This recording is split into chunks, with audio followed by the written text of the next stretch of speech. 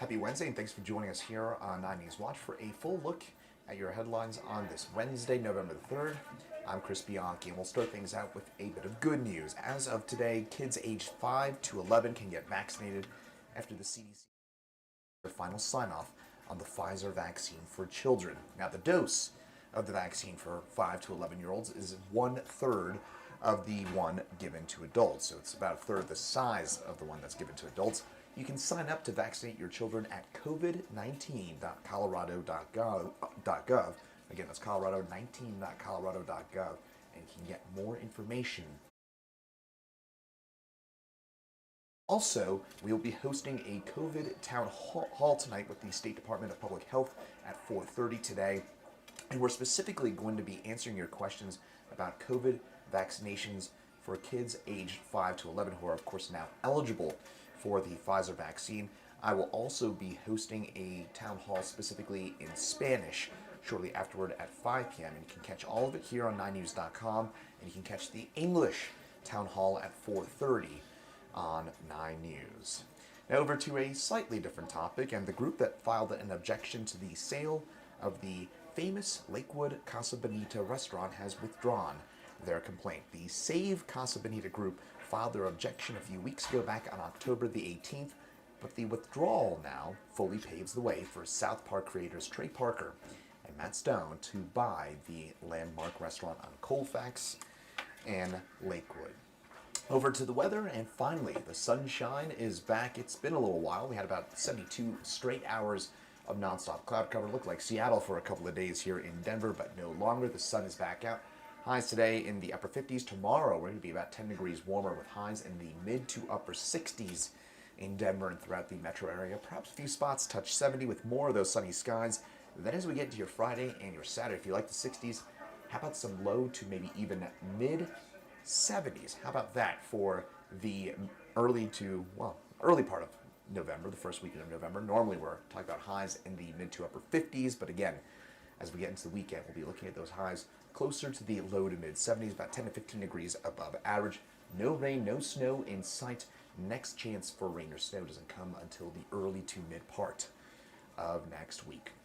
Now, last night was, of course, the election, and as the election results came in, 9 News politics guru Marshall Zellinger joined me for a wrap-up about the results, which featured 3 statewide ballot initiatives being turned down by voters. And so last night I chatted with Marshall for a bit more on those election results. Do want to note that you might see some of those numbers on the bottom of your screen. Those numbers have slightly altered, but the results from last night's elections have overall stayed the same. So here's my chat with Marshall again from last night.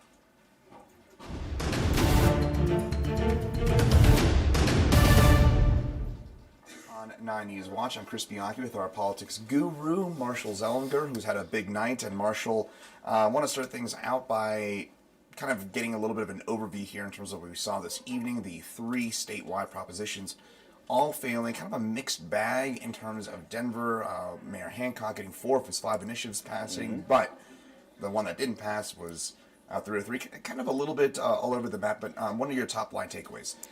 A bit surprised that all 3 statewide issues failed. I mean, it wasn't even, I would consider close 1 or 2 points. These right now are like 5 or more points separating with the no, and bigger for the Amendment 78 because you need 55% for that to pass. So that was considerably less than that.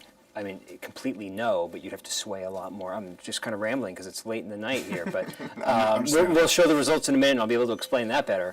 Like right here with Amendment 78, you need 55% to pass.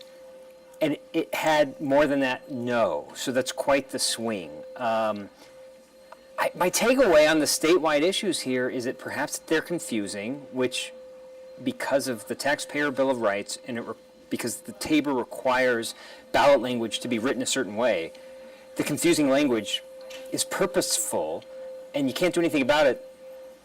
And that messes up some people's efforts to get things passed because it's just confusing. And so one thing is perhaps 78, Proposition 119, and Proposition 120 were just confusing. And maybe voters just didn't want to change the way the state does business currently.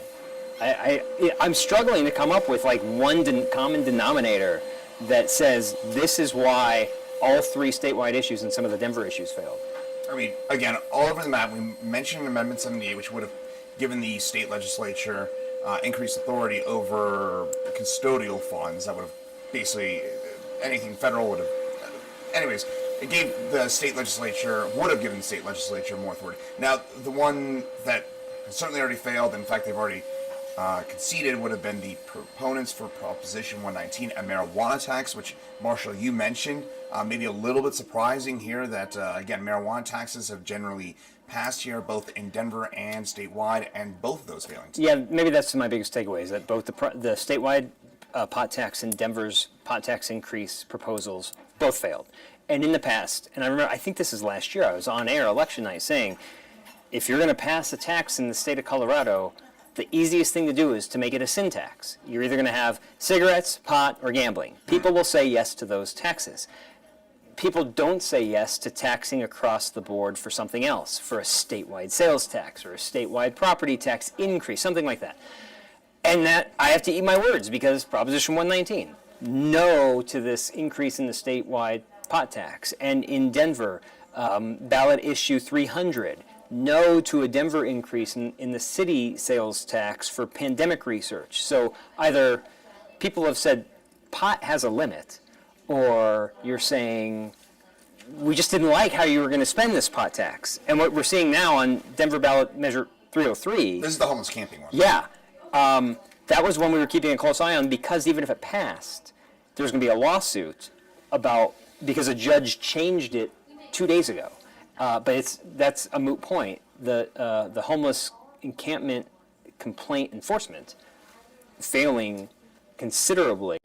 And on the flip side, I don't mean to take this away from you, but on the flip side, 2B, one of the city council and mayor's bond issues, to fund more hotels and motels and convert them into homeless shelters, that passed. So Denver voters said, we're not interested in having a new way to enforce the camping ban, but we are interested in having the city fund new ways to house those who are experiencing homelessness. So, again, very, very kind of, I wouldn't say mixed messaging, but certainly mixed messaging, depending on how you look at it. Final one we kind of haven't talked on yet, would have mentioned specifically, would have been Prop 120, which was the statewide property tax cut as proposed specifically for lodging properties. This was supported by conservatives and Governor Polis. Interestingly, this one also failing, as we mentioned, all three statewide ballot initiatives going down. And also confusing, because this wasn't a property tax cut.